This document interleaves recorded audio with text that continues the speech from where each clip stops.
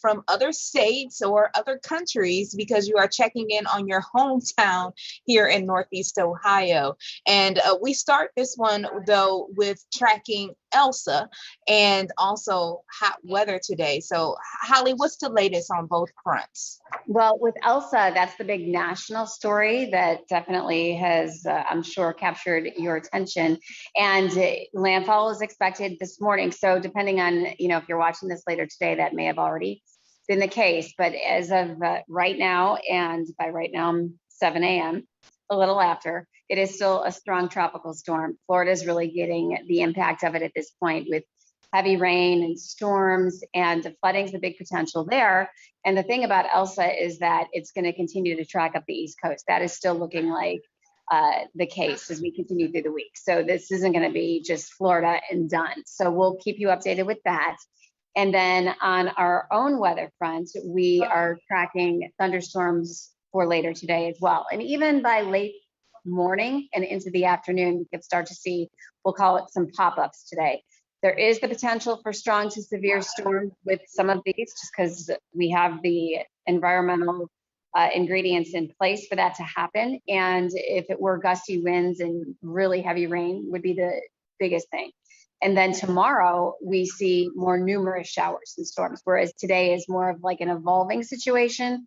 Tomorrow will be through the day on and off. So just for your planning purposes, but we're kind of going to get in this pattern. Not that we won't have breaks at times, because we will. And this morning's a great example. It's sunny and right now just warm and humid. But next 7 days, there's pretty much a shower or storm in the forecast all the way through at some point. So that is that the remnant of Elsa that's coming our way? Well, as we get into, the weekend, that'll be something that we have to watch really closely. Because if there's any change in that track, our forecast could absolutely change. Meaning if it's a little further westward. Okay. Well, Holly, I know that you will keep us up to date. And anyone watching, if you have questions, go ahead and put it in the comment section. Our executive digital producer, Ryan Hated, he will, of course, put the full forecast in the comment section. And that's Holly heading off to WTAM. So thank you so much for that. And we're also covering, speaking of Elsa, Florida really getting an impact and preparing for Elsa. One of the things that they did to prepare, as we know that partial condo collapse that happened a few weeks ago, and they're still doing rescue efforts there. Over the weekend, they brought that building down, and we actually have local first responders down in Surfside, Florida with that. And Jasmine, you've been checking in on that story this morning. How are they doing? So pretty much they're saying that they're doing well. It's definitely tough to go through searching for debris and searching for bodies at this point and still trying to keep up hope. They mentioned that a lot of people keep asking them, do they hear voices? Do they hear, when I say voices, just sounds of maybe sign of life in the debris.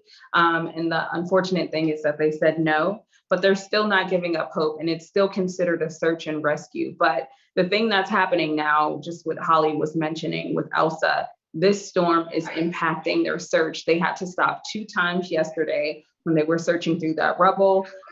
They are complaining, not complaining, I don't want to say complaining, but they're talking about the humidity, the rain, the high winds, and just, the emotions and tensions are still high because there are hundreds of families still waiting to get word that, that they found a body or they found something to show that they were or were not inside of that building. Another thing that they mentioned, his name, I want to make sure I give him credit, is John Kaminsky. He is the planning team manager for the Ohio Task Force, and they went down there. It's about 80 different members who are working around the clock. He mentioned that wall, that memorial wall that they have up there, just pictures and faces, just how real it was just to see it, on the news, and then to see it in person. It just set them into the mindset of, we have to find these families. We have to find these people for their families so that they can get some closure and, they can go on with their life, or they can have a funeral or something like that, instead of just, moving on and, this building being gone and it just becoming a memorial site. So that's the latest from Surfside, Florida. And hopefully I'm really praying, even if it's one miracle, you know, it would be worth it, you know, even if I don't want to, you know, put that all on them, but it's just like to hear of a, you know, just a heroic story of just someone being there and pushing through. It'll definitely be worth it for those workers, but hats off to them. And I always mention, like, Ohio first responders are so resilient. They are quick to help for Red Cross or whatever happens across the world. So yeah, I think as you were, you know, reporting the story this morning, it really hit me of like, wow, like they're searching through the rubble and are coming across bodies. Like I couldn't imagine, you know, going through that and the psychology that goes with that. And that's what they're actually searching for, to give these families closure, and maybe hoping that a miracle happens and they find someone who may be holding on to a bit of life. But, you know, you can kind of tell in the way that they're talking that, you know, we know that we're looking for remains to give these people the closure. And it was just like, wow, I couldn't imagine being out there, but they are the ones going out there. So our hats definitely off to them.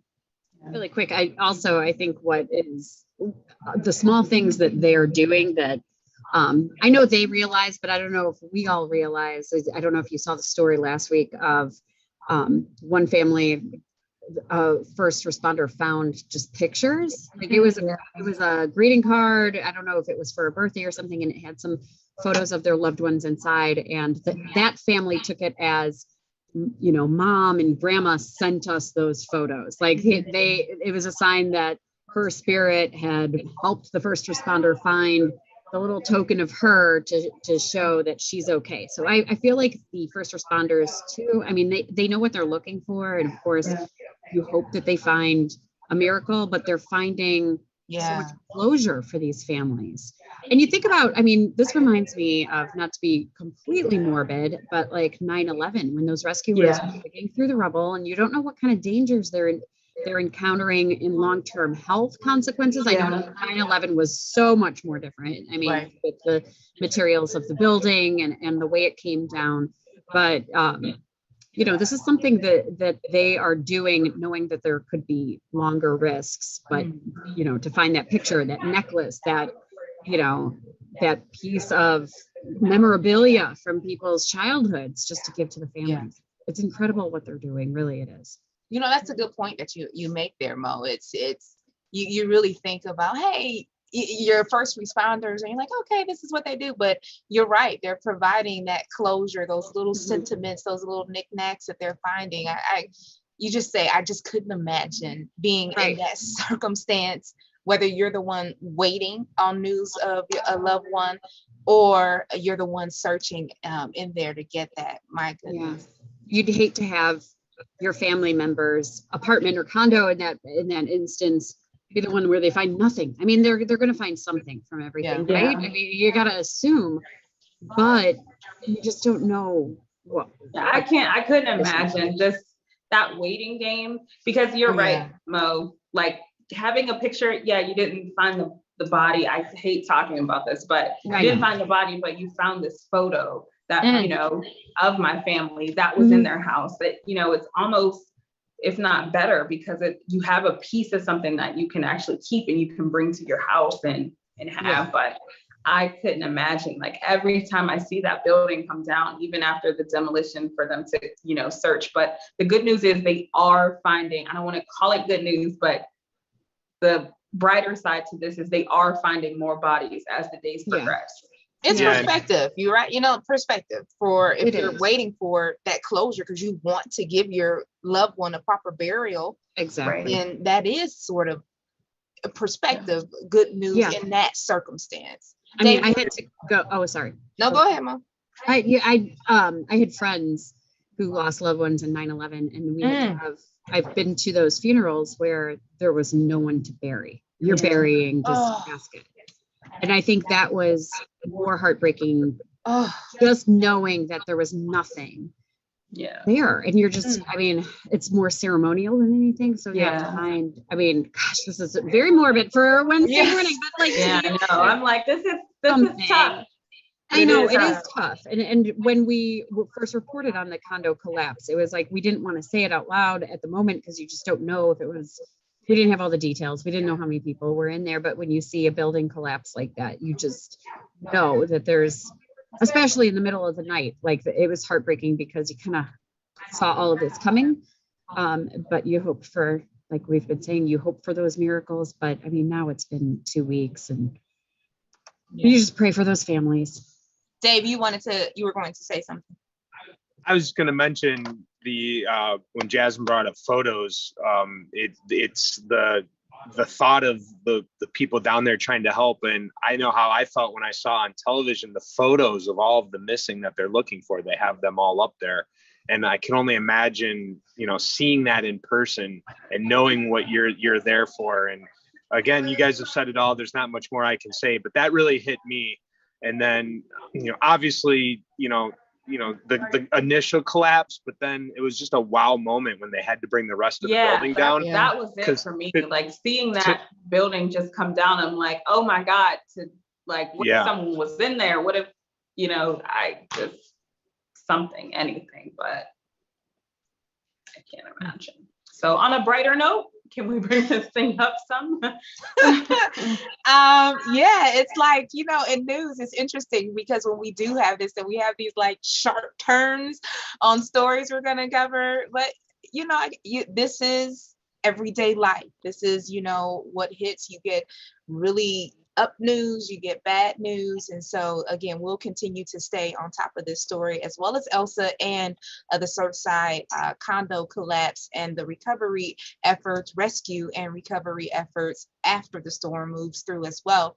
But many of you are moving along and clicking on a lot of stories on WKYC.com. And we have about 2 minutes left. And one of the stories you all are really clicking on is that Browns tease. So Dave, let us know, for those who are like, what tease? Are they, what's going on there? Yeah, Jasmine, you want us to lift it up a little bit? I shall do that because with the Browns. Hey, wow. That's our Pittsburgh girl there. Yes. Yes. I think she's just bitter. Right. Yeah. We're gonna win. Yeah. Still not over. I really am bitter. Still not over. I feel like this year is gonna be. It's gonna make me very upset. But yeah. Hey, I'm a winner. I worked here in Cleveland. It's a win-win. So you should be happy about these good news with the Browns. Basically, what happened is the Browns, they teased us on social media with the date July 24th, 2021. They have a silhouette of a player with that date. And it has a number 75 on the jersey, and that basically stands for, not basically, it does, the 75th anniversary of the Browns. And there's going to be an alternate uniform. We already know that there's going to be an alternate uniform. So this pretty much tells you, a silhouette, it's dark. So they're basically telling you, hey, we're, when we do announce it, then you'll see what the jersey is. And we've known this was coming. Remember, last year, they overhauled their entire uniform and went back to the more traditional look. There's one thing, there's so much speculation out there right now about what it's going to be: brown, orange, white. I'm hearing that it's going to be a white jersey, but I don't have any confirmation on that.